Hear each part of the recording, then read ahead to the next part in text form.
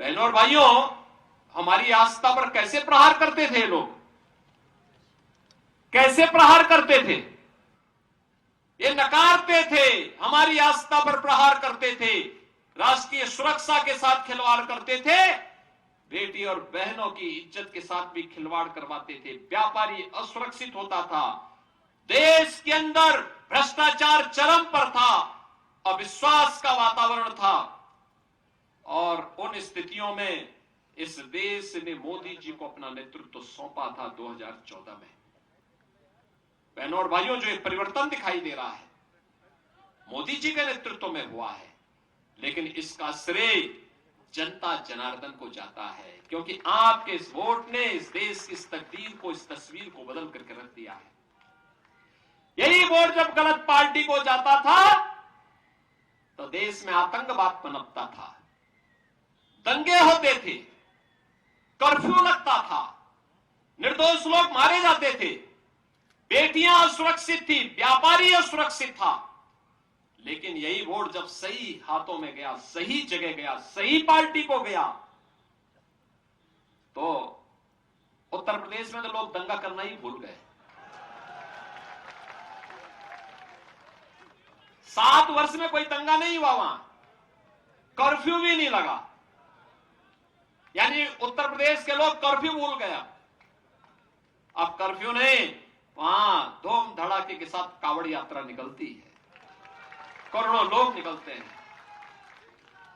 अयोध्या में आपने देखा होगा 22 जनवरी को प्रधानमंत्री जी के कर कमलों से रामलला विराजमान हुए, और बहनों भाइयों, मात्र पिछले 2 महीनों के दौरान लगभग 1.5 करोड़ से ज्यादा श्रद्धालुओं ने अयोध्या में दर्शन कर लिया।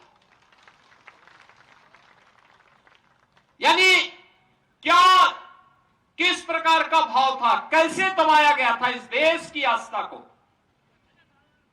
यह देश दुनिया की एक ग्लोबल पावर बन रहा है मोदी जी के नेतृत्व में। मोदी जी ने अमृत काल में देशवासियों को संकल्प दिलाया है कि हमें विकसित भारत बनाना है।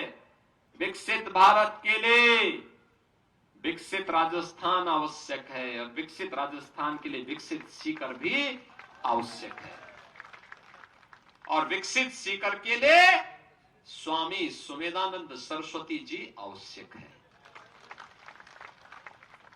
देखो, आपको कितना अच्छा लगता होगा जब स्वामी जी सीकर की आवाज को देश की संसद में रखते हैं। अलग ही पहचान बनती होगी ना, दिखती होगी ना।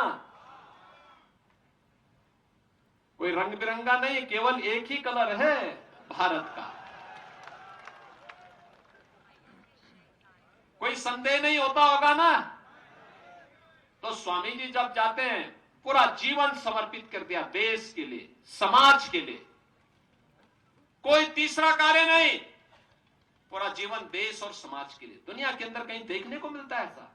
कहीं नहीं मिलता है। और मोदी जी ने पूरा जीवन देश के लिए दे दिया है।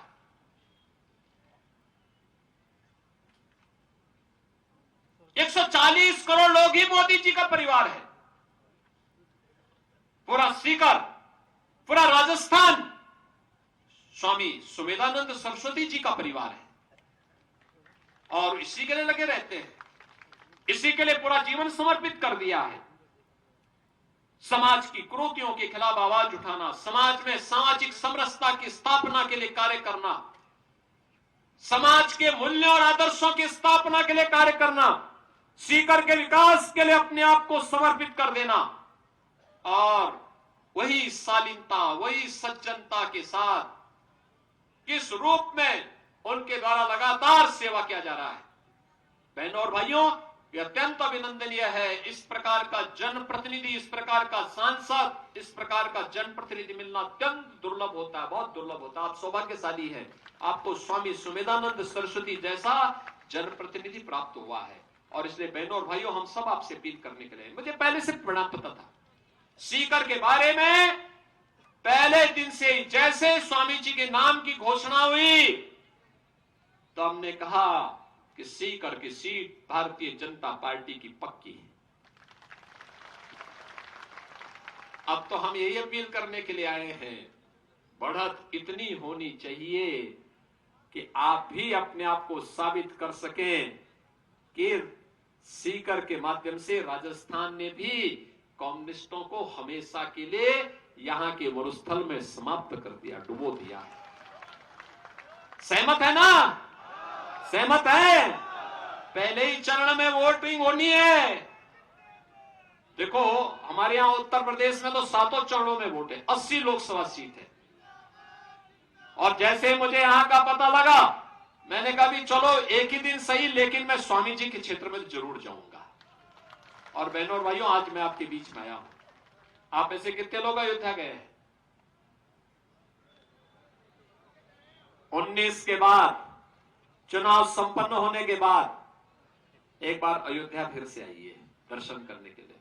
नए अयोध्या के दर्शन होंगे, आपको नया अयोध्या दिखेगा, ऐसे लगेगा जैसे त्रेता युग का अयोध्या फिर से आ गया है। ये काम क्या कांग्रेस के लोग और कम्युनिस्ट कर पाते क्या? बहनों और भाइयों, इसके लिए भी हिम्मत चाहिए होती है। हाँ, जिसकी श्वास में दम ही न हो वे क्या काम करेंगे नाम का।